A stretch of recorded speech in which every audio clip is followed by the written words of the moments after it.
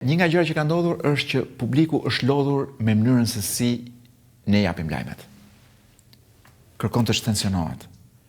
Dhe kur futet në Instagram, nuk shkon ke lajme, shkon ke macet që shkundin tualetin.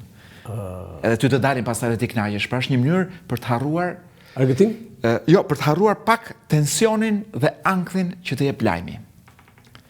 Pra jemi shumë të ngarkuar me informacion. Dhe prandaj shkojmë te macet. Sepse macet nuk na terrorizojnë. Siç na terrorizon informacioni, ku shpesh tentohet ti hap për shembull një portal, po themi aty ku i marron kryesisht informacionet, hap një portal dhe dëgjon përdhunohet në spital nga 10 vet. Thu çka ka ndodhur se ti ke qenë para jave vet spital dhe ke shpëtuar pa u përdhunuar, dhe ti shkon për të parë dhe pastaj diku në fund lexon që është në Bangladesh. Pra, kjo lloj gjëje tituj terrorizuese, ku gjithçka që ka, pra mënyra se si po e bëjmë ne gazetarin, pa dhënë lajm të vërtetë dhe pa dhënë shpresë, sepse ne japim një lajm të keq, por nuk arrim të japim dot shpresë se si kjo gjë mund të bëhet dhe më mirë. Kam frikë që njerëzit, publiku do shkojë gjithnjë më tepër tek macet sesa tek lajmet me njerëzit.